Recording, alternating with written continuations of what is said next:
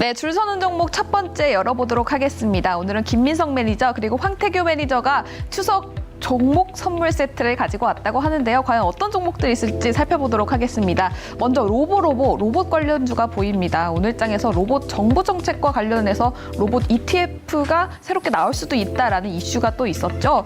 그 밖에도 박셀바이오 가장 크게 보이고 있는데요. 종양학회가 당장 9일부터 진행될 예정입니다. 주목해 보셔도 좋을 것 같고요. 그 밖에도 타이어 관련된 종목까지 보입니다. 자동차가 굉장히 좋은 흐름을 보여주면서 타이어도 같이 좋은 흐름 보여주고 있는데요. 어떤 전략 세워봐야 될지 이야기 나눠보도록 하고요. 하지만 2차 전지 그리고 방산과 관련된 종목은 보이지 않습니다. 과연 어떤 섹터를 주목하고 있고 그리고 그 종목들은 어떻게 줄 세웠을지 함께 이야기해보도록 할게요. 네, 추석 연휴를 앞두고 저희 줄 서는 종목, 오늘 저희가 준비한 내용은 추석 이후부터 모아가야 할 종목들 탑5 줄 세워보면서 추석 이후 시장에 대한 이야기 나눠보겠습니다. 또 한가위니까 선물 필요하겠죠? 오늘 선물 함께 준비해온 매니저들부터 소개하겠습니다. MBN골드 황태규 매니저와 김민석 매니저 함께 하겠습니다. 매니저님 안녕하세요. 안녕하세요. 안녕하십니까? 네, 반갑습니다. 자, 내일부터 추석 연휴 시작되는데 김민석 매니저님, 네. 이제 어디 내려가시나요? 네, 저는 이제 고향 내려가려고 하고 있습니다. 고향 어디예요? 충주로. 네. 화성 갔다가 충주로 가시나요? 네네네. 그래도 거리가 생각보다 가깝네요? 네, 그래도 좀 그렇게 멀지 않은 편이라서 이제 좀 그렇게 많이 막히면서 그러지 않을 것 같아서 좀 다행입니다. 알겠습니다. 그러면 추석 이후에 뭐 예를 들어서 컨디션이 난조라든지 이런 건 없는 걸로 저희가 예상하고 추석 이후 방송도 기대하겠습니다. 황태규 매니저님은 어디 가시나요? 저는 이제 전북 전주 들렀다가 네. 진안 갑니다.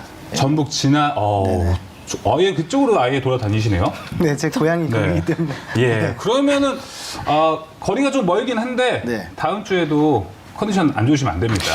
예. 다음 주에 이제 무방을 또 해야 되기 때문에. 그렇죠. 화요일 컨디션 바로 또 조절해야 무방하시니까 맞습니다. 컨디션 회복 제대로 하고 돌아오시길 바라겠습니다. 매니저님 전주 가시면 초코파이 가지고 와주세요. 저도 기대하겠습니다. 네.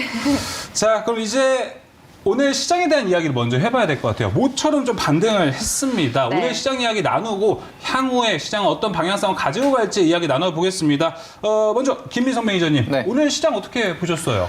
일단은 미증시가 좀 크게 반발 매수 때문에 상승을 해서 우리나라 증시도 갭상승으로 상승 출발을 했었는데 오후로 갈수록 조금 이제 지수가 좀 힘이 빠지는 모습이 보여졌습니다. 그래서 네. 그나마 코스닥에는 외국인에 대한 매수가 들어오기 시작을 하면서 좀 잘 버텨주는 흐름이 보여지고 있었지만 코스피는 또 힘이 더 빠지는 모습이었는데 이거는 일반적으로 우리가 명절 전후 좀 연휴가 길다 보니까 이제 금요일부터 월요일까지 휴장을 좀 이어지다 보니까 여기에 대한 좀 리스크 헤지면으로 좀 쉬어가는 흐름이 좀 자연스럽게 나오는 모습이다. 약간 이렇게 보실 수가 있겠고요. 그래서 우리가 좀 우려할 만한 큰 패닉셀까지는 아니기 때문에 좀 하락으로 좀 힘이 빠지는 마무리가 되더라도 좀 걱정할 만한 그런 장세는 아니어서 연휴 이후의 시장은 좀 더 안정적으로 좀 우리가 기대를 해볼 수 있지 않을까 약간 이렇게 보고 있습니다. 연휴 이후에 좀 기대해 볼 수 있겠다라고 얘기해 주셨고 연휴 이후에 대한 전망이 좀 중요할 것 같습니다. 황태규 매니저님도 좀 긍정적으로 보고 계신가요?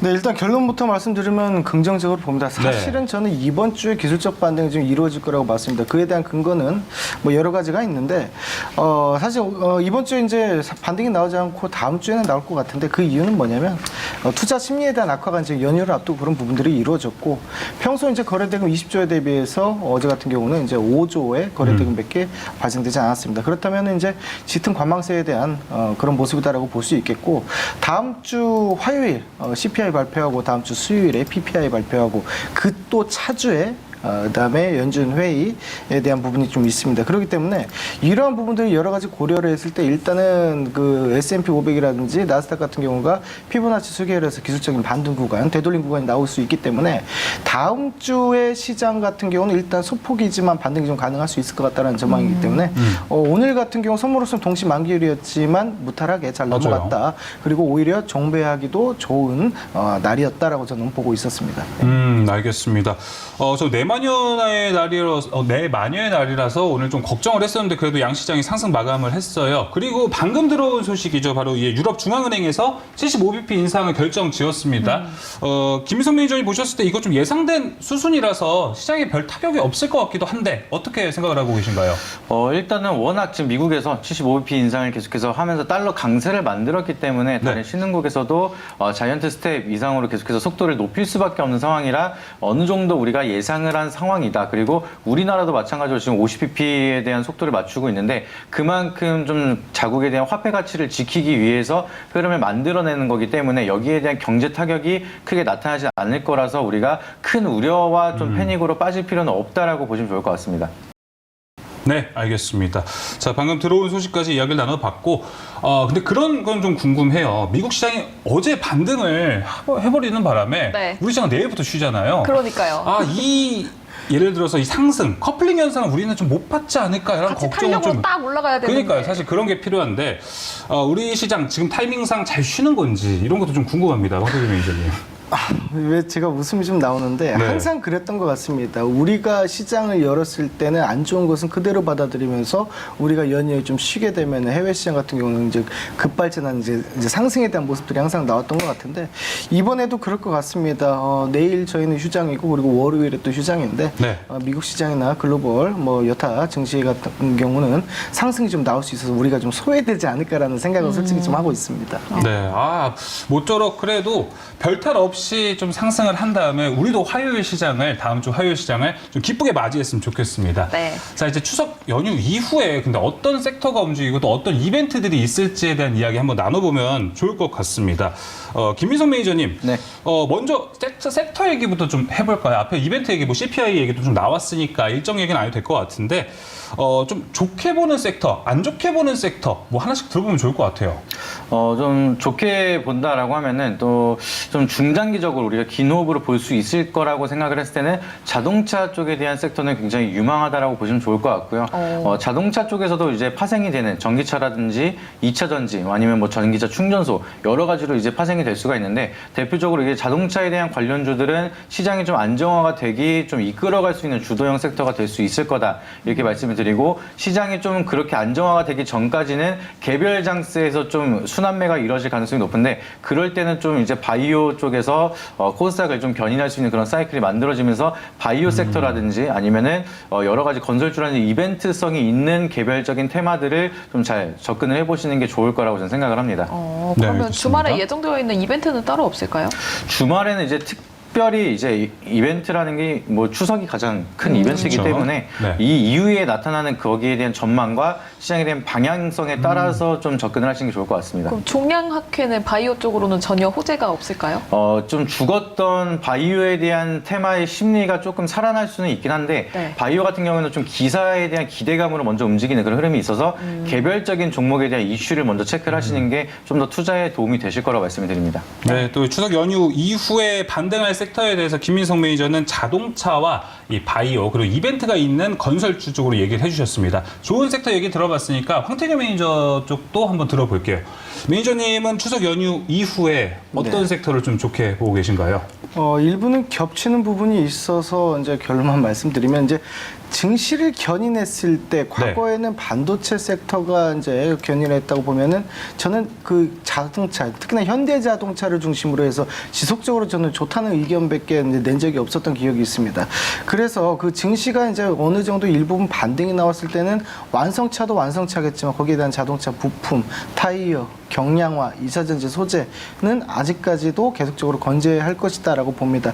다만 이제 조금 전에 말씀드렸다시피 좋지 않은 섹터 같은 경우는 이번 3분기 말을 지나서야 회복이 되는 반도체 섹터는 조금 난항을 겪지 않을까. 다만 이번 달 말 이후부터는 다시 한번 봐도 되는 그런 상황이 되지 않을까라고 생각을 합니다. 반도체가 난항을 겪는데 이번 달 말에는 노려봐도 된다는 말씀이세요? 왜냐하면 이제 증시 같은 경우는 이미 선반영이 되기 때문에 우리가 지금 반도체 같은 경우가 삼성전자 같은 경우 속된 표현으로 TSMC한테 계속적으로 밀리고 있는 듯한 뭐 그런 모습들도 좀 사실 있는 부분이고 그리고 D램 가격의 하락과 그 낸드 플래시 가격의 하락이 각각 마이너스 25% 인하가 됐기 때문에 그런 부분이 당연히 매출이라든지 이런 부분에 영향을 미칠 수밖에 없다라는 거죠. 근데 그게 이미 사실은 아직까지도 반도체 업종에 대해서 영향을 주고 있는 ING 진행형이라는 거죠. 네. 그러한 부분들이 이미 반영이 완성이 될 때쯤은 저는 이제 주가 증시 그쪽에서 봤을 때는 3분기 말 이번 달 말 정도에는 조정이 좀 끝날 수 있을 마무리가 될 수 있을 것 같다는 생각입니다. 이 줄선 종목을 계속하면서 황태규 매니저님은 네. 반도체 그래도 하반기쯤에는 좀 살아날 기미가 보일 것이다라고 꾸준히 얘기를 해주셨었잖아요. 네. 그러면 그 하반기 시작이 아마 9월 말 네. 그리고 반도체에 대한 바닥을 누가 맞추겠습니까? 9월 말부터 슬슬 모아가자 이런 의견이시죠? 그렇죠. 일단은 지금은 자동차주에 좀 집중을 해주셔야 되고 네. 여러분들이 다른 건 몰라도 차트 한번 비교를 해보세요. 현재 뭐 현대차하고 삼성전자만 딱 두 개만 놓고 한번 봐보시면 그 섹터에 대해서 흐름을 읽을 수 있다는 거죠. 아주 간단한 건데 그렇다면 지금 현대차 같은 경우는 횡보 이후에 조정하다가 상승으로 돌려내는 구간이고 삼성전자 같은 경우는 그러니까 신저점이죠. 전점에 대해서 다시 한번 테스트를 하면서 계속적으로 내려가는 하락 구간이라는 말이죠. 이제 그런 하락 구간에 전저점까지 왔을 땐 다시 한번 반등이 나올 수 있다는 측면 그리고 그 반도체 소재에 대해서 그 가격이 다시 원상복귀할 거라는 측면에서 봤을 때는 아직은 그 하락이 끝나지 않았지만 이번 월말로 해서 시장은 먼저 좀 선반영이 되는 경우가 있기 때문에 그때쯤 타이밍이면 아마 적절하게 좀 맞아 떨어지지 않을까라고 생각을 합니다. 오, 그래도 반도체가 9월 말부터 좀 살아날 수 있다는 얘기 그리고 자동차 섹터를 좋게 본다는 이야기 해주셨습니다. 자, 김희성 매니저님이 추석 이후로 전망했었을 때 안 네. 좋게 보시는 좀 여기 좀 부진할 것 같다라고 얘기해 주신 섹터는 아직 얘기 안 해주셔가지고요. 네. 이 부분 좀 들어볼게요. 좀 조심하자라고 생각을 하는 거는 아무래도 지금 여행 쪽이라든지 항공 쪽 이쪽으로는 지금 뭐 PCR 검사에 대한 좀 제한적인 그런 흐름을 없앴지만 그래도 달러랑 유가 상승에 대한 부담감이 여전히 계속해서 이어지고 있고요. 그래서 여기에 대한 좀 기대감 형성이 됐을 때 아직까지 부담감이 있고 성장성 모멘텀이 훼손이 될 때를 더욱더 조심을 해야 되기 때문에 네. 여기서 이제 좀 좋아지지 않을까라는 기대 심리와 불안한 재료들이 계속 유지를 할 때 이때가 가장 위험해서 이럴 때는 좀 우리가 주의 깊게 좀 피해가는 게 굉장히 중요하다 이렇게 말씀을 드리고 싶습니다. 알겠습니다. 여행 항공주에 대한 이야기까지 들어봤습니다. 자, 그럼 이제 추석 한가위 선물 빨리 받아봐야겠죠? 네. 순위판에 선물들 마련되어 있습니다. 네, 추석 특집으로 준비했습니다. 지금 모아가야 할 종목 탑5인데요. 4위와 5위 공개해 보도록 할게요. 네, 김민성 매니저의 4위 무림 SP고요. 5위는 진에어 있습니다. 황태규 매니저의 4위 한국타이어앤테크놀로지, 5위는 한미글로벌 있네요. 자, 순위 기준부터 먼저 들어볼까요, 황태규 매니저님? 저는 일단 그 자동차 관련주에 대해서 조금 전에 이제 유망하다라고 이제 봤고, 네. 그리고 저번 주에는 제가 차량 경량화를 한번 말씀드린 적이 있습니다. 그리고 타이어도 좋다라고 말씀드렸는데 타이어를 제가 오늘 좀 정리를 좀 해드리기 위해서 좀 유망 업종이라고 보기 때문에 자동차 부분에 대한 한 파생이죠. 그래서 이제 타이어 부분에 대해서 좀 말씀을 좀 드리고 그 다음에 그 5G 관련해서 단기적으로 계속적으로 수급이 들어오고 매매를 할 수 있는 영역이 들어왔기 때문에 5G에 대해서도 말씀을 좀 드리겠습니다. 다만 이제 5위에는 이제 한미글로벌은 이제 여러분들 아시다시피 네옴시티 관련해서 대장 역할을 했던 이제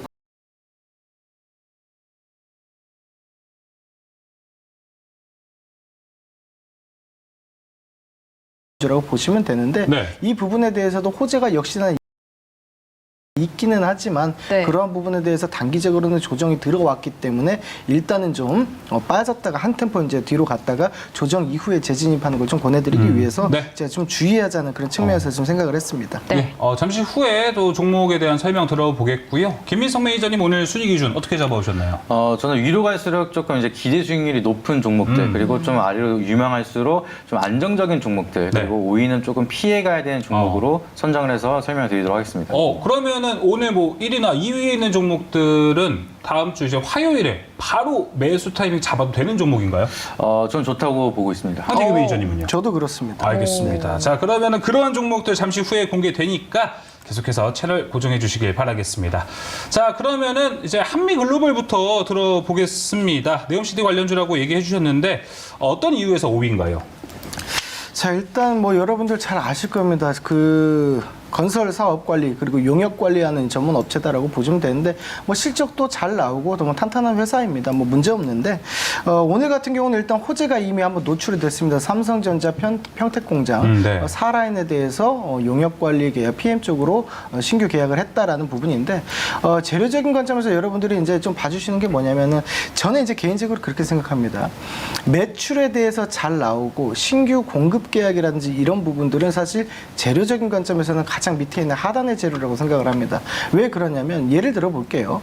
재료가 그러니까 매출이 뭐 사상 최대를 달성했다 또는 어디와 신규 계약을 했다라는 것은 그 다음 분기가 됐다. 어쨌든 그 이후에 더 큰 매출이 나와야 되고 더 큰 공사 계획을 뭐 따내야 되고 이러한 그 부담감들이 계속적으로 존재를 하기 때문에 재료 중에서는 전 제일 하단으로 이제 보고 있는데 네. 어찌됐든 오늘 같은 경우가 이제 재료가 좀 오픈이 되면서 급등 이후에 급락을 하는 이제 모습들이 이제 연출이 되었습니다.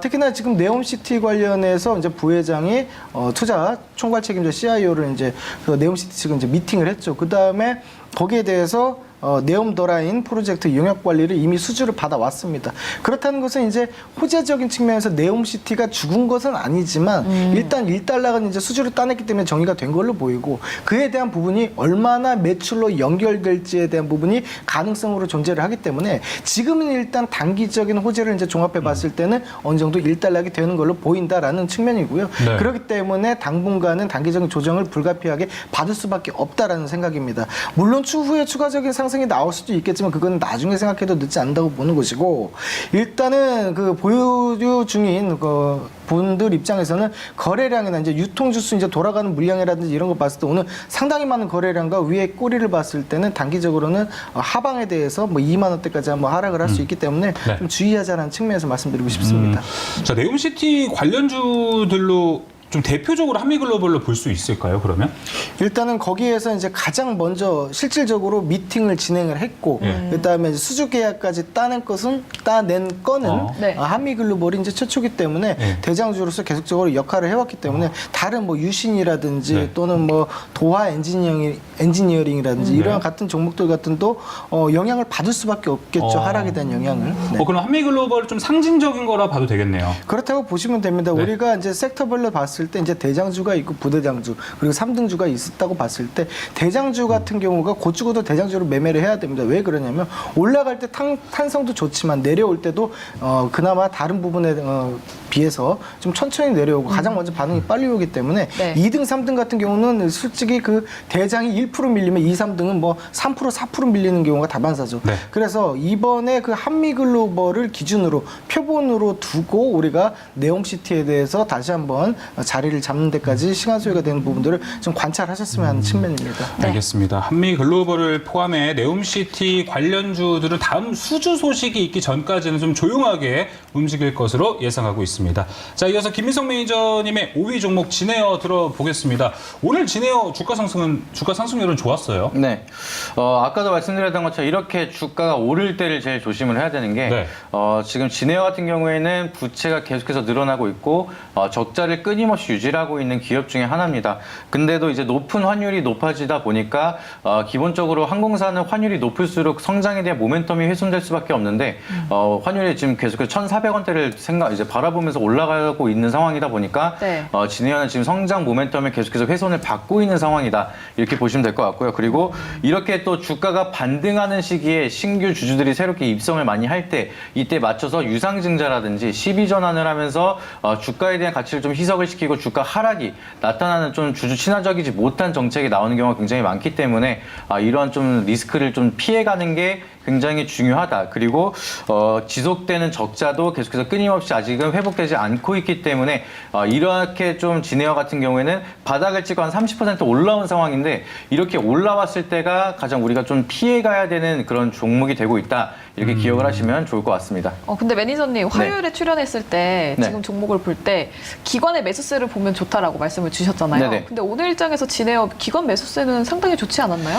그렇죠. 근데 기간이 딱 오르는데 지금 여기서 이렇게 기관도 매수를 하고 외국인도 매수를 하고 이랬을 때 개인 이제 주주들이 이제야 뒤늦게 들어가게 되면은 이때 맞춰서 이제 유상증자라든지 이제 기업에 대한 사채를 갚기 위해서 그런 정책이 나타나는 경우가 많습니다. 그래서 기관 같은 경우에는 과거부터 계속해서 평단가를 낮추면서 들어왔기 때문에 유상증자를 받으면 큰 피해 없이 계속 장기적으로 이끌어갈 수가 있겠지만 개인 투자자에 대한 입장으로 봤을 때는 우리는 좀 그렇게 오랜 시간을 기회비용 투자를 하기가 상당히 어려우신 분들이 많습니다. 그래서 그러한 좀 심리적인 요소까지 생각을 한다라고 하면은 진에어나 항공주 같은 경우에는 뭐 코로나가 풀리고 나서 전쟁이 끝나고 장기적으로 봤을 때는 좀 좋은 살아날 수 있는 산업이라고 볼 수가 있겠지만 우리가 기관과 같은 관점으로 많은 시간과 많은 투자금을 가지고 이제 들어가기는 어렵다 보니까 진에어는 일단은 피해가는 게 좋다라고 말씀을 드리도록 하겠습니다. 네. 그럼 진에어에 대해서 하나만 더 여쭤볼게요. 지금 이제 환율은 계속 1,380원대고 유가는 빠지고 있거든요. 네.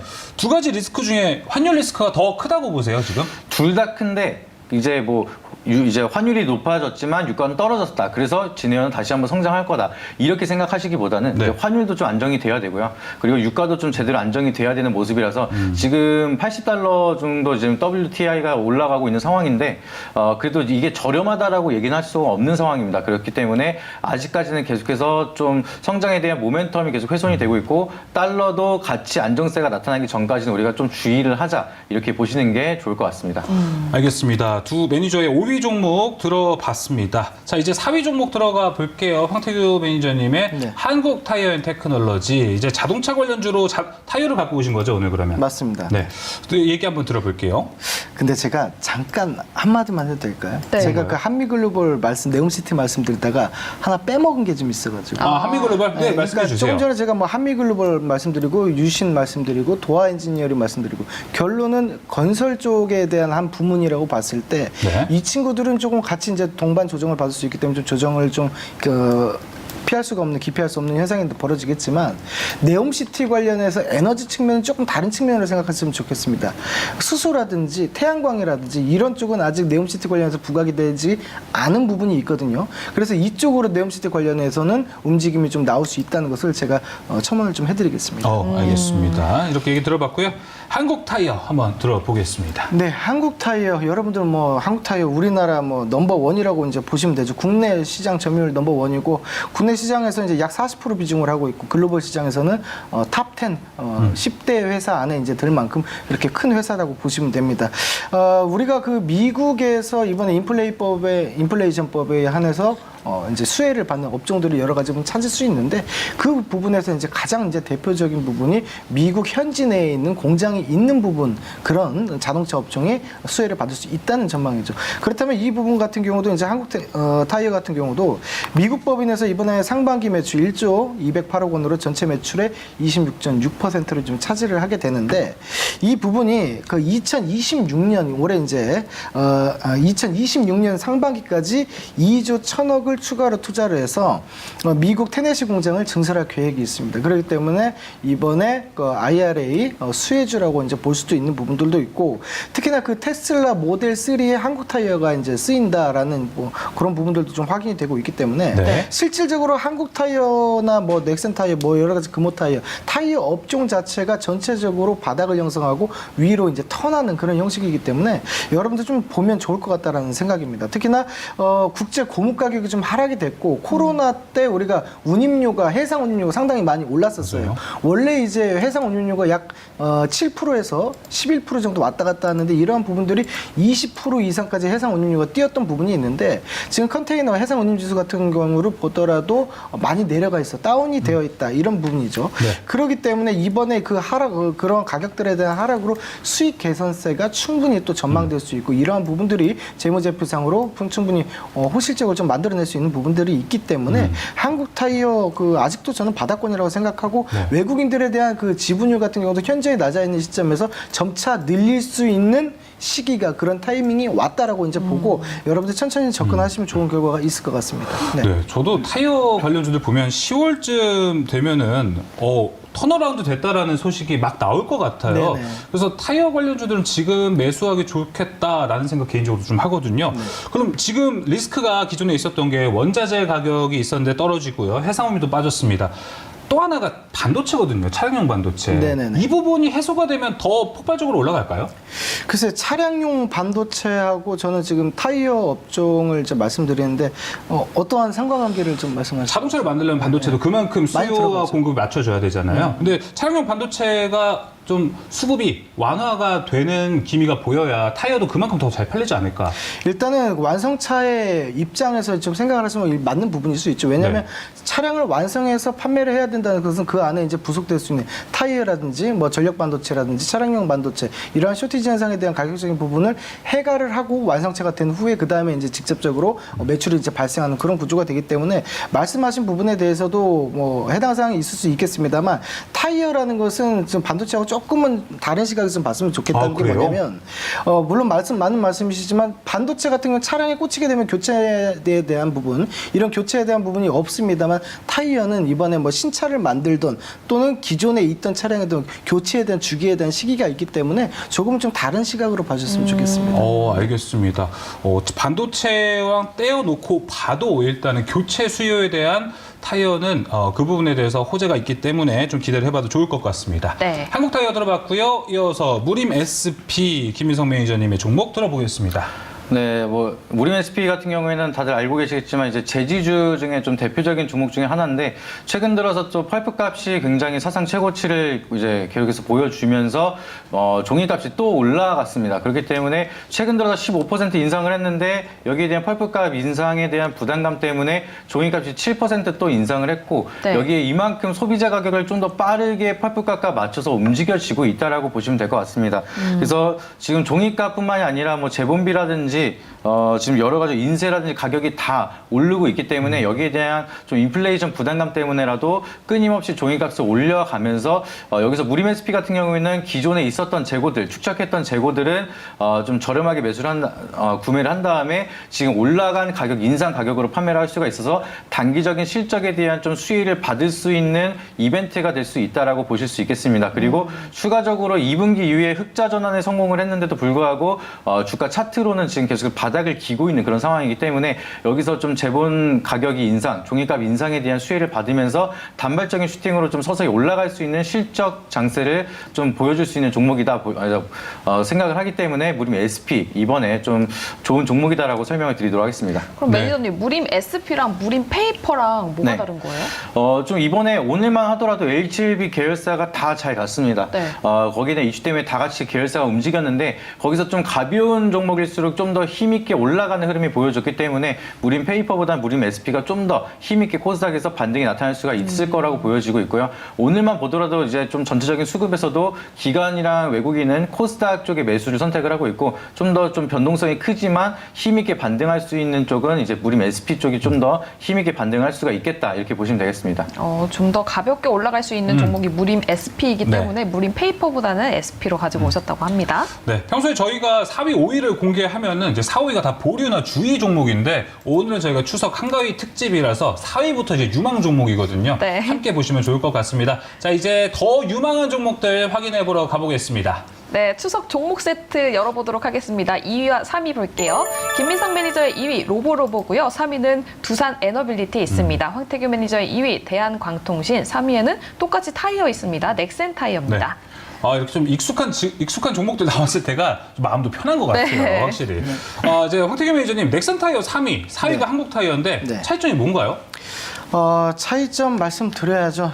차이점 같은 경우 우리가 뭐 주가를 봤을 때는 실질적으로 탄성에 대한 부분을 볼 수 있는데 거기에 대해서 첫 번째 조건이 시가총액이 많냐 적냐에 따라서 이제 당연히 수급이 시가총액이 적은 쪽으로 가게 되겠죠. 그래서 이제 뭐 탄력이 좋아지는 경우가 있는데 물론 여기에다 이제 플러스 좀 차이가 좀 있습니다. 그 한국 타이어 같은 경우는 지금 유통 물량 돌아다니는 이제 주식 자체가 약 한 50% 정도 이제 된다고 봤을 때 넥센 타이어 같은 경우는 유통 물량 주수가 약 30% 정도는 집계가 되고 있습니다. 그리고 시가총액도 완전히 지금 차별화가 되고 있죠. 뭐 한국 타이어가 좀 무겁다면 넥센 타이어는 좀 가볍게 탄력 있게 움직일 수 있는 부분들이 있어서 최근에 이제 주가를 이제 큰 흐름에서 두 종목을 놓고 비교를 해봤을 때 주봉이나 월봉상은 같이 이제 저점 자리에서 움직이는 모습을 볼 수 있겠지만 일봉을 봤을 때는 누가 먼저 출발을 했느냐 그리고 누가 먼저 많이 움직였냐를 봤을 때는 당연히 넥센 타이어가 시가총액 대비 그리고 유통 주식 대비해서 더 탄력 있는 모습들을 보여줬다는 겁니다. 그렇기 때문에 저는 이제 굳이 이제 우리 개인 투자자 입장에서는 짧은 기간 동안에 고효율을 내기 위해서는 네. 넥센 타이어가 좀 맞다고 보는 부분이고 특히나 이 넥센 타이어 같은 경우는 국내 비중과 해외 비중을 좀 나눠서 봤을 때 해외 비중에 대한 부분들이 약 80%를 차지하기 때문에 직접적으로 해외에 대해서 수주를 그런 매출에 대한 부분에 대해서 혜택을 좀 받을 수 있고 이러한 부분들이 최근에 현대자동차에서 히트를 치고 있는 차종이 아이오닉 6입니다. 특히나 아이오닉 6에 넥센 타이어가 이제 장착이 된다는 부분들이 있기 때문에 오, 네. 특히나 이런 부분에 대해서 모멘텀이라든지 그리고 매출에 대한 급변세라든지 이런 부분들까지도 충분히 좀 연출될 수 있다라고 보고 넥센 타이어를 가격적인 조정 관점에서 조금 더 내려왔을 때 한번 접근해 보시면 좋은 결과가 있을 것 같습니다. 넥슨 타이어와 한국 타이어 앤 테크놀로지의 차이점은 아무래도 좀 이 수익이 나오는 네. 시간, 네. 아무래도 시간으로 승부 봤을 때라고 볼 수 있을 것 그리고 같습니다. 아이오닉 6에 넥센 타이어가 들어간다는 거. 네, 그렇습니다. 자, 그러면 이제 3위 이제 김민성 매니저님의 종목도 들어보겠습니다. 두산 에너빌리티. 원전의 힘은 계속 될 거라고 보시나요? 네, 뭐 계속 될 거라고 보고 있는데 두산 에너빌리티는 또 원전뿐만이 아니라 이제 수소라든지 풍력에 대한 기자재를 좀 공급을 하는 여기에 친환경 신재생 에너지의 대표적인 이제 대장주라고 보실 수가 있겠습니다. 그래서 제가 뭐 스치면상한가 태조 이방원 할 때도 이제 8월 초에 설명을 드리고 그리고 굉장히 좋은 결과를 보여줬던 종목인데 최근 들어서 블록딜에 대한 이슈 네. 때문에 우려감으로 좀 주가가 많이 하락을 했었는데 거기에 대한 조정은 어느 정도 다 끝났다라고 보시면 될 것 같고요. 그렇기 때문에 이런 블록딜 덕분에라도 이렇게 좀 유망한 종목을 좀 저렴하게 다시 한번 매수할 수 있는 기회가 나타났다라고 저는 보고 있습니다. 그래서 블록딜의 평균 매입 가격을 보게 되면은 20,050원으로 이제 블록딜이 이루어졌기 때문에 현재 가격보다 더 비싸게 입찰 가격이 나타나서 지금 2만 원대는 어느 정도 버틸 만한 매물들이 잘 좀 버텨지고 있는 상황이라서 이 가격 위로는 충분히 올라갈 수 있는 상황이다라고 보실 수가 있겠고요. 그리고 지금 앞으로는 신재생 에너지에 대한 수혜 그리고 이제 전망이 워낙 좋기 때문에 여기에 대한 기업 성장도 우리가 좀 기대를 해볼 수가 있다라고 보실 수가 있겠습니다. 그래서 지금 블록딜을 한 이유 자체가 이제 그동안의 사채를 좀 전환하기 위해서 부담감 때문에 여기에 대한 좀 자금 확보를 위해서 지분을 매각했다라고 좀 판단을 하고 있는데 지금 그렇게 좀 현금이 부족하더라도 충분히 매력적이게 느껴지고 있는 기업들이 굉장히 많아서 외국에서 지금 두산 에너빌리티에 대한 입찰 경쟁이 굉장히 치열했다라고 얘기가 나오고 있습니다. 그래서 그만큼 전 세계적으로 좀 두산 에너빌리티는 전망을 좋게 보고 있는 기업 중에 하나이기 때문에 블록딜이 만약 악재로만 보기 전에 우리는 또 한 번 좀 저렴하게 매수할 수 있는 기회를 다시 한번 만들어낸 상황이다라고 보시면 좋을 것 같습니다. 네, 블록딜 이후에 매수 찬스다. 신재생 그 자체 두산 에너빌리티였습니다. 자, 황태규 매니저님 2위 종목 대한광통신 들어보겠습니다. 네. 아까도 이제 5G 얘기를 해주셨는데 저희가 저번 주에 5G 했었을 때 대한광통신이 하위권이었어요. 맞습니다. 제가 그때 5G를 나열을 했을 때 대한광통신이 5위, 4위가 기가레인. 하지만 그 4, 5위가 큰 차이점이 있어서가 아니고 단기적으로 우리가 매매할 수 있는 측면에서 제가 그렇게 이제 편입을 좀 했었는데 이번에는 조금은 더 살을 좀 붙여서 좀 말씀을 드릴게요. 이제 대한광통신 같은 경우는 이제 모재부터 광섬유까지 일괄 공정이 가능한 유일한 기업이다라고 봐주시면 되는데 이러한 부분들이 호재적인 측면에 있어서 미국의 5G 전역에 깔게 되는 1조 원에 대한 그 인프라 투자 그런 부분들도 있고 네옴시티 관련해서도 5G를 이제 깔아놓는다라는 이제 얘기들이 있기 때문에 이 부분에 대해서도 충분히 좀 매출적인 측면에서 호재가 될 수 있겠죠. 특히나 2018년도에 그 광섬유 가격의 좀 하락 때문에 2년 연속 이제 영업이익 적자를 좀 기록을 했었습니다. 그래서 이제 증거금 종목이죠.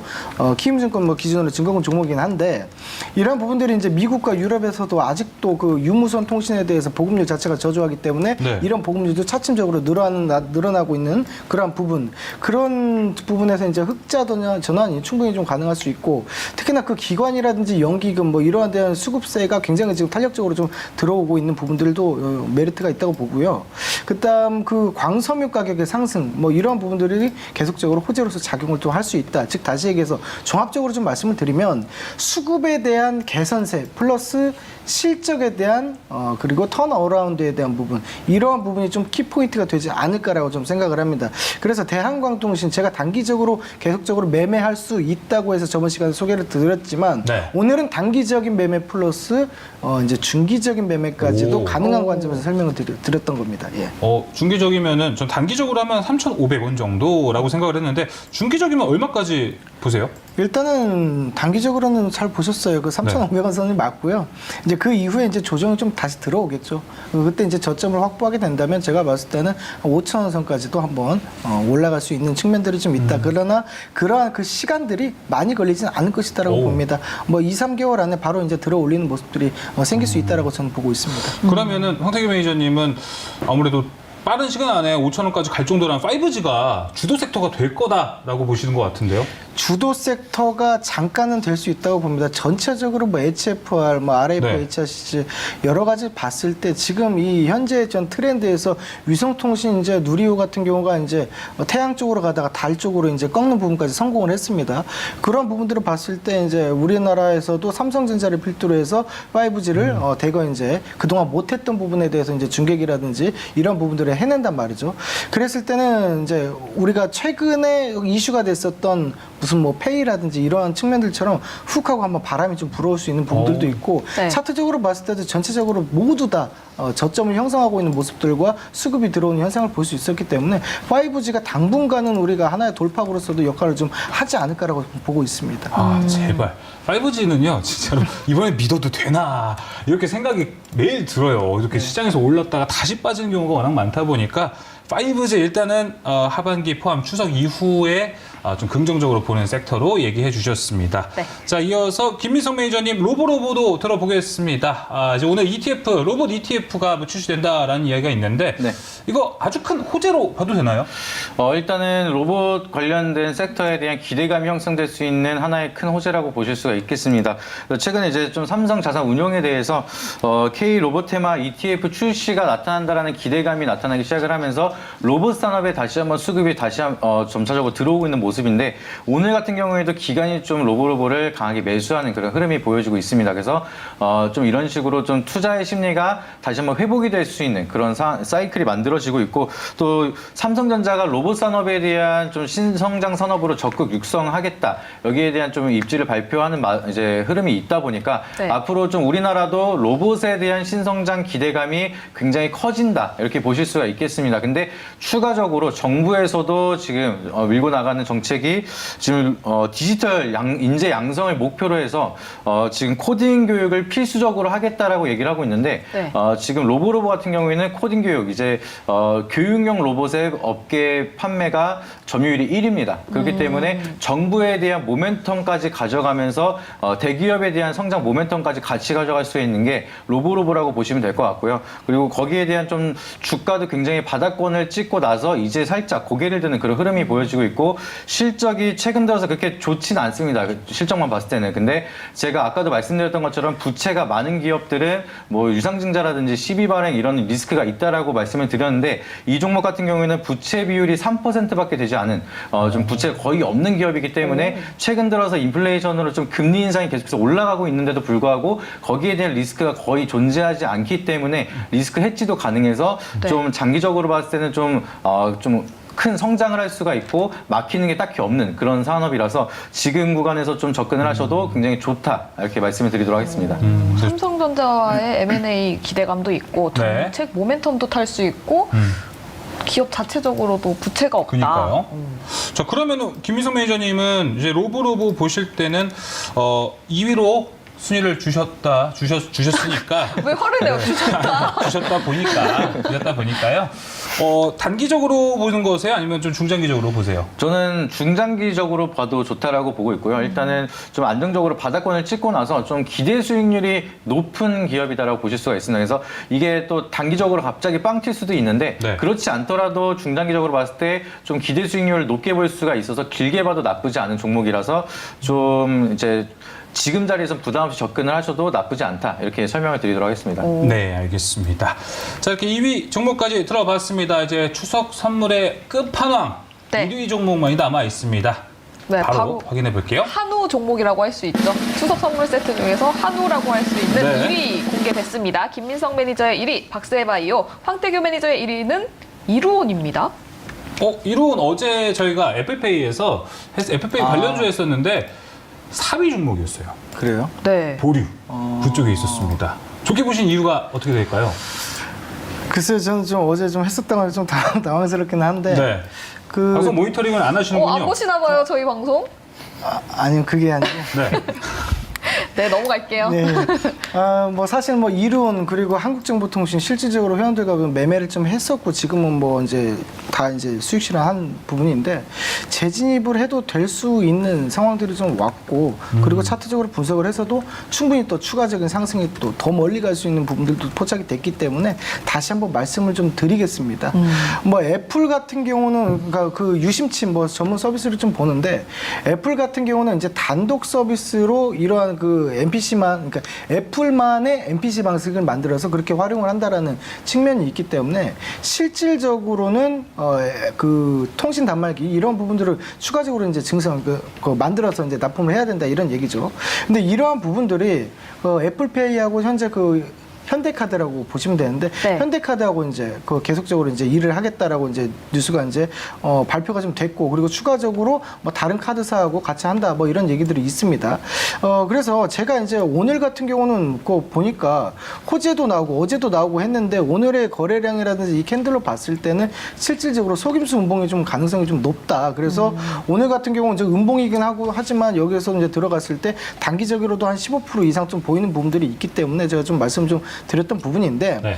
물론 우리가 이런 부분들에 있어서 제가 뭐 추가적인 상승이 좀 그냥 말씀드릴게요. 저는 5,000원까지 갈 거라고 봅니다. 5,000원까지 갈 거라고는 보는데 네. 이러한 부분들이 다이렉트로 수직 상승을 한다는 의미는 절대 아닙니다. 네. 다만 이번에 만약에 상승을 하게 되면 종가 기준으로 오늘 종가 기준으로 상승을 하게 되면은 10에서 15% 정도는 금방 이제 상승이 좀 나옵니다. 다만 그 부분에서 꼬리를 달고 한 번 더 빠지는 작업을 할 겁니다.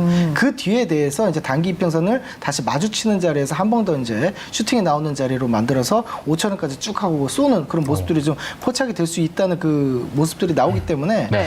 저는 이런 부분에서 우리가 트레이딩 관점에서도 충분히 갖고 있을 할 수가 있고 네. 특히나 저점에서 이제 진입을 하게 된다면 이게 대응하기가 좀 어려우시다면 실질적으로는 그냥 며칠 안에 그냥 안 보시고 갖고만 계셔도 수직 상승하는 모습들이 분명히 좀 나올 거라고 봅니다. 그래서 이러한 부분들에 있어서 저는 그 이론을 좀 좋게 좀 보고 있는 이유도 있고 특히나 과거에 이제 6G 관련해서도 좀 엮였던 부분들이 있었다라고 좀 첨언을 좀 드리고 싶습니다. 다만 이제 단점이라고 보면은 한 가지 단점이 좀 있을 수 있는데 우리나라 같은 경우는 소액 결제에 대한 부분들이 보통 이제 NFC로 좀 많이 이루어지죠. 편의점에 간다든지 아니면 어떤 온라인으로 결제를 한다든지 우리나라에서 1위가 현재 삼성페이, 2위가 네이버페이, 그다음 3위가 카카오페이입니다. 근데 이러한 부분에서 이제 경쟁자를 뚫고 올라갈 수 있느냐에 대한 문제, 저는 여기서는 아니라고 봅니다. 실질적으로 애플페이 같은 경우는 그 가운데서 이제 수수료를 받아가는 형식인데 그 수수료가 우리 국내사보다 현저히 높기 때문에 실질적인 부분에서는 현대카드 하나만 놓고 뭐 여타 카드들 놔두고 현대카드 하나만 해서 얘네 그 3사 페이에 대한 경쟁력을 뚫고 들어간다는 실질적으로 어렵다고 봅니다. 다만 한 가지 이제 가능성이 있는 건 뭐냐면 지금 그 애플페이, 그 애플카에 대한 부분이 지금 특허 같은 경우 284건으로 있어서 계속적으로 미국 같은 경우 선호도 조사를 했더니 테슬라보다 애플카가 나오면 애플카를 사겠다라는 그런 측면들까지도 있는데 여기에 페이에 대한 결제가 애플페이로 결제를 한다라는 얘기가 있기 때문에 일단은 그 결제 규모 자체도 크고 거기에 대해서 수수료에 대한 부분도 당연히 크겠지만 이쪽으로 이제 포커스를 좀 봤을 때는 충분히 이슈거리가 좀 될 수가 있어서 이론 같은 경우 좀 이렇게 우리가 단기적인 측면에서도 그리고 슈팅 측면에서도 좀 볼 필요가 있다라고 판단이 좀 됩니다. 황태규 매니저님 어제 나오셨어야 돼요. 그러니까요. 어제 얘기했었으면 더 여러 가지 의견을 들어봤을 수 있을 것 같았는데요. 자, 이론 일단은 1위 종목입니다. 제가 오늘 한가위 특집이라서 목표가까지 진짜 물어보려고 했었는데 네. 딱 얘기해 주셨어요. 5,000원까지 일단 갈 것 같다고. 이거 하나만 더 여쭤봐도 돼요? 네. 이루온이 지금 시간의 거래에서 5% 넘게 올라갔거든요. 5%? 네. 그럼 화요일에 어떤 전략으로 접근을 해봐야 될지. 선반영된 건가요? 이거 지금 벌써? 잠깐. 그러면 제가- 박세바이오 듣는 동안 전략 한번 보시면 어떨까요? 네네, 네, 알겠습니다. 그래 보도록 하겠습니다. 김민석 매니저님, 박세바이오 목표가까지 함께 말씀 한번 들어볼게요. 일단은 뭐 여기 주선 종목 와서 바이오 종목을 좀 선택을 하면은 계속 좋은 결과 많이 보여드리고 있습니다. 맞아요, 이코바이오메드라든지 현대바이오도 지금 계속 잘 가고 있고요. 근데 지금 보시게 되면은 전체적인 바이오는 바닥을 거의 찍었다라고 보시면 될 것 같고요. 그리고 다시 한번 개별적인 종목의 기대감 형성이 될수록 좀 크게 움직여지고 있는 모습이 나타나고 있습니다.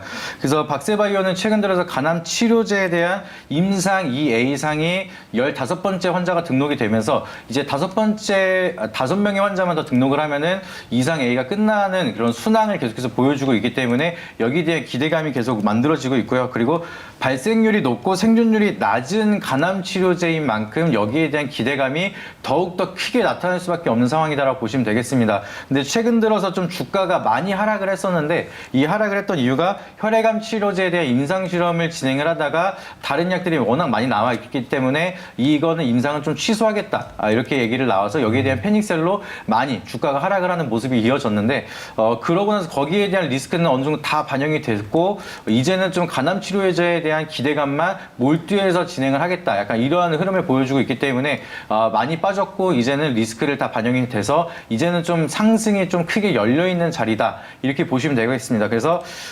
지금 이 종목을 화요일날 바로 접근해서 담기보다는 아직까지는 추세가 이제 하락을 하고 있다 보니까 조금씩 지금 가격부터 사 모아가면서 떨어지더라도 45,000원대 아래로는 안 깨질 거라고 약간 보고 있기 때문에 이것까지 가격이 오는 만큼 서서히 모아간다라고 전략을 하시고 목표가는 한 7만 원대까지는 가볍게 잡고 대응을 하셔도 좋은 결과 있을 거라고 저는 말씀드립니다. 네, 네, 밑에 밴딩까지 45,000원 이야기해 주셨고 목표가 일단 7만 원까지 얘기 들어봤습니다.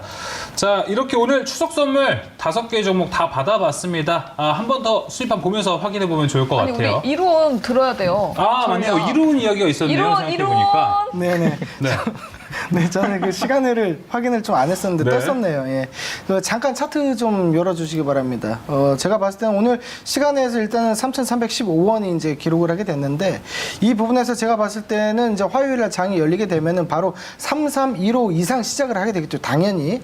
하지만 이제 당일에 대한 화요일에 대한 고점은 3,650원 선으로 보이고 이러한 부분들은 이제 매물 받고 떨어진 자리가 되겠습니다. 그러면 갭상승 이후에 잠깐 양봉 나왔다가 다시 한번 조정하는 모습들이 이렇게 내려올 것이다라고 보입니다. 그랬다가 다시 한번 들어 올리는 이런 현상을 좀 보일 수 있기 때문에 일단은 보유자 측면에서는 3,650원에 매도하고 다시 한번 잡아보시는 부분들이 좋겠고 네. 신규 접근해서 하시는 부분들 같은 경우는 내일 이제 조정이 나오고 한 수요일이나 그쯤에 이제 3,300원 정도에 이제 진입을 하시는 것은 좋아 보입니다. 네, 알겠습니다. 자, 목표가 최종 목표가 5,000원에는 변함 없으시죠? 네 맞습니다. 알겠습니다. 자, 이렇게 한가위 특집 5개 종목 확인해 봤습니다. 5위 종목만 이제 주의 종목으로 보시면 될 것 같고요. 1위부터 4위는 유망한 종목, 추석 이후에 주도적으로 올라갈 수 있는 종목들로 꾸려졌습니다. 자, 이렇게 저희 줄선 종목 첫 번째 섹터에서 김민석 매니저, 황태규 매니저와 함께 한가위 선물 만들어 봤습니다. 잠시 후 두 번째 줄선 종목에서도 고광현 매니저의 선물 또 준비되어 있으니까 잠시 후도 많은 기대 바라겠습니다. 네. 김민석 매니저님, 이제 무료 방송, 추석에 볼 수 있는 방법 있나요? 추석에는 이제 네이버 밴드, MBN골드 김민성 검색하셔서 오시게 되면은 특별한 이슈라든지 정보 계속해서 체크 드릴 테니까 많이 가입하시고요. 그리고 나서 이제 다음 주 화요일 날 장 끝나고 저녁 7시에 무료 방송 진행 예정에 있습니다. 그래서 명절 모두 잘 보내시고 밴드로 정보 받으시면서 다음 주 화요일 날 이제 시장에 대한 교육 많이 받아보시길 바라도록 하겠습니다. 네, 다음 주 화요일 7시에 무료 방송이 있다고 하니까요. 김민석 매니저의 무료 방송 많은 관심 부탁드리겠고요. 황태규 매니저님, 무료 방송 있으신가요? 네, 무료 방송 저는 13일에 이제 개장을 하면서 화요일이죠. 화요일에 8시 40분부터 10시까지 진행을 하게 되는데 며칠 전에 이제 그저께도 제가 화요일에 이제 무료 방송 진행을 했었습니다. 거기서 제가 이제 탑으로 봤던 종목은 3기 그리고 이로운이었습니다. 그렇기 때문에 이러한 부분들도 사실은 제가 미리 다 말씀 좀 드렸던 부분이고 설명을 드렸던 부분입니다. 또다시 이제 제가 화요일에 무방을 했을 때 이로운에 대해서 대응하는 방법 그리고 추가적으로 향후 올라갈 수 있는 그런 종목들 한번 찾아낼 테니까 여러분들 한번 들어오셔서 저와 같이 얘기 좀 나누면서 대응을 하셨으면 좋겠습니다. 네, 장 끝나고 바로 추석 끝나고 바로 네. 다음 주 화요일 오전부터 무료 방송 하신다고 하니까요. 황태규 매니저의 무료 방송 많은 관심 부탁드리겠습니다. 지금 채팅창에서 고강현 매니저를 굉장히 많이 기다리고 네, 있습니다. 맞아요. 네, 어서 만나보도록 할게요.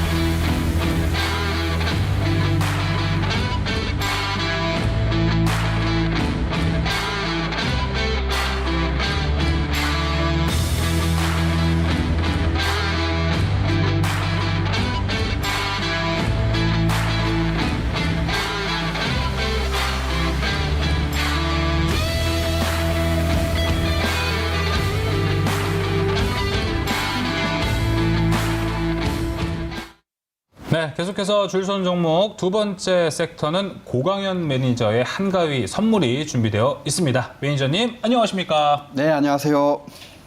자, 일단 오늘 선물 받아보기 전에 시장 이야기부터 좀 해볼게요. 네네. 연휴 이후에 이제 시장 전망 좀 들어볼까요? 네.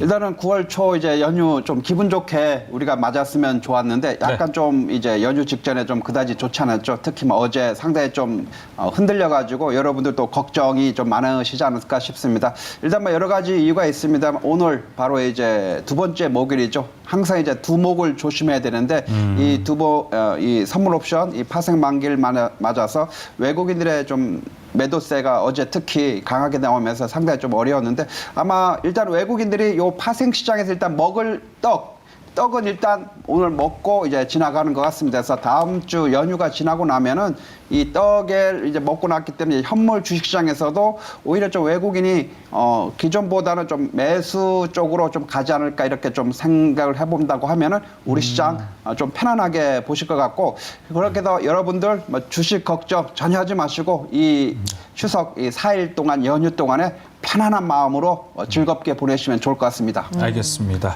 자, 이제 저희 고강 매니저님 소개하자마자 채팅창에서 네네. 한 분이 최희진님이 있는데요. 네네. 최희진님이 고강 매니저님 덕분에 최근에 단기간에 네. 많은 돈을 버셨다고 합니다. 아, 그런가요? 예, 예. 축하드립니다. 오늘 네. 또 정말 추석 선물이 될 수 있는 종목을 3개나 준비했습니다. 오늘 혹시 그 세 가지 종목을 네. 관통하는 뭐 키워드가 있나요? 예, 일단은 키워드는 로봇을 잡았습니다. 오. 일단 로봇 잡았고 로봇을 중심으로 해서 거기에 이제 2차 전지가 가미되고 네. 그다음에 또 자율주행이 가미된 네. 이런 종목에서 아마 연휴 뒤에서 뭐 그렇게 오래 안 걸리고 뭐 빠르면은 다음 주에도 바로 좀 튀어나올 수 있는 종목으로 준비했으니까 네. 마지막 끝날 때까지 좀 집중해 주시면 좋을 것 같습니다. 네, 지금 많은- 댓글창에서 저점 자리 종목을 주로 소개해 주신다 이렇게 맞아요. 댓글이 있는데 오늘도 기술적으로 저점에 있어서 바로 올라갈 수 있는 종목들인 거죠? 네, 그렇죠. 그래서 뭐 여러분도 아시다시피 저희 탑클럽은 대바닥 주도주 바로 퓨처테크를 그것이 바로 우리 정체성 아니겠습니까? 그 정체성을 계속해서 지켜나갈 것이고 오늘도 역시 그런 종목에서 여러분들 부담 없이 접근할 수 있는 종목을 준비했습니다. 네. 알겠습니다. 자, 그럼 그 세 가지 특징주들 바로 확인해 보겠습니다. 네, 고강현 매니저의 종목 선물 세트 3가지 보도록 하겠습니다. 네, 링크 제네시스, 유진 로봇, SP 시스템즈 나왔습니다. 위에서부터 내려가 보겠습니다. 로봇주로 준비를 해주신 것 같아요. SP 시스템즈부터 들어볼게요. 예, SP 시스템즈요? 네. 1등부터요? 1등인데. 아, 순위가 없습니다. 순위가 없습니까? 이렇게 스포하시면 어떡해요? 그런가요? 예. 그렇군요. 제가 좀 착각했습니다. 어떻게 그러면 다시 예. 내려갈까요? 그럼 3위부터 할까요? 예, 저는 이제 거꾸로 하는 걸 좋아합니다. 네, 왜냐하면 알겠습니다. 이제 스타는 또 나중에 나오지 않습니까? 해서 네. 오히려 좀 링크 제네시스 먼저 좀 살펴보는 게 좋을 것 같습니다. 네. 요거 좀 차트 HTS를 좀 여는데 조금 시간이 걸리고 있어가지고 네. 좀 네. 말씀드리도록 하겠습니다. 예. 링크 제네시스는 바로 이제 뭡니까? 바로 국내 1위 생산 정보라든지 이제 시스템 검증, 소프트웨어, 시스템 소프트웨어 판매 업체라고 보시면 될 것 같습니다. 그래서 공장 자동화 소프트웨어 쪽을 이제 개발하는 전문인데 특히 이제 반도체라든지 디스플레이 쪽 이쪽 생산 정보라든지 이런 자동화 소프트웨어를 주로 이제 공급하고 있는 상황인데 특히 중국 쪽에 이제 바로 스마트 팩토리 솔루션 시장에도 진출한다는 것이 이 종목의 특징이라고 보시면 좋을 것 같습니다.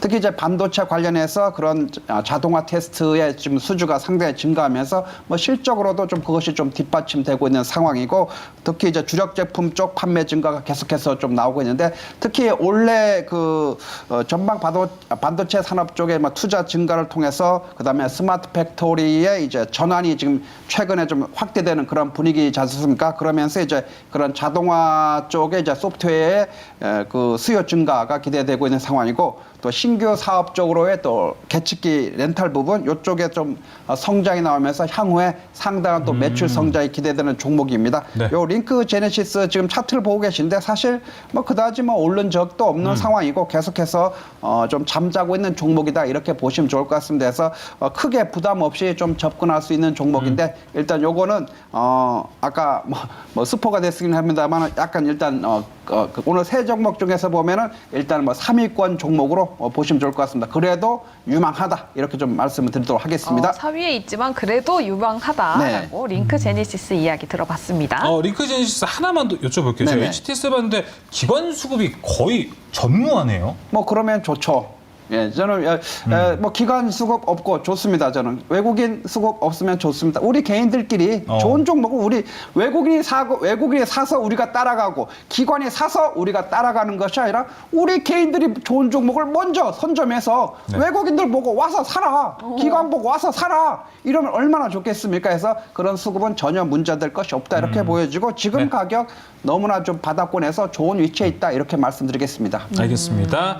수급으로도 문제가 없다. 링크 제네시스였고요. 이어서 두 번째 종목 유진 로봇 보겠습니다. 네, 유진 로봇도 상당히 우리가 관심 있게 봐야 될 종목입니다. 그래서 여러분에게 분명히 말씀드립니다만 이번 추석 연휴 동안에 여러분들 걱정하지 마시고 오늘 소개한 종목만 여러분이 딱 잡고 있어도 충분하다. 이 정도로 제가 정말 추석 선물이 될 수 있는 종목으로 준비를 했습니다. 이 종목은 유진 로봇은 이제 지능형이라든지 지능형 로봇, 그다음에 청소 로봇, 물류 로봇 이런 로봇 개발하는 전문 업체라고 보시면 좋을 것 같습니다. 특히 동사 같은 경우는 다른 것보다도 이제 주력 제품에서 상당한 이제 실적을 나타나고 있는 상황인데 유럽이라든지 또 러시아 쪽으로 그런 자가 브랜드라든지 또 ODM 쪽으로 하면서 상당히 좀 수출 좀 진행하고 있는데 그 수출 확대를 통해서 상당한 외형이 확대되고 있는 상황입니다. 그다음에 이제 마지막으로 보면은 이제 물류 로봇의 수출 확대. 그다음에 이 종목의 특징이 바로 이제 자율주행 솔루션